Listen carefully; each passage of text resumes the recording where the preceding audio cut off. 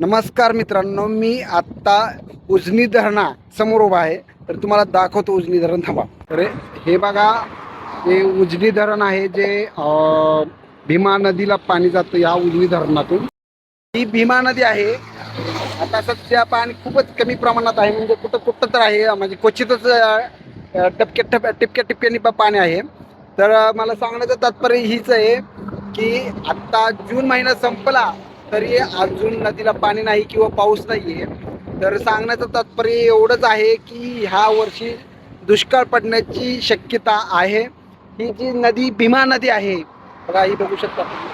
ही जी भीमा नदी आहे ती पंढरपूर, सरकोली, उचितान, बटाण, ब्रह्मपुरी, बेगनपूर करत खाली सोलापूरला जाते. तर मला सांगण्याचं तात्पर्य एकच आहे की ह्या वर्षी वाळला दुष्काळ पडण्याची खूपच शक्यता आहे. कारण अजून सुद्धा काही ठिकाणी पाऊस पडतो आणि भरपूर ठिकाणी अजून पाऊस पडलेला नाहीये.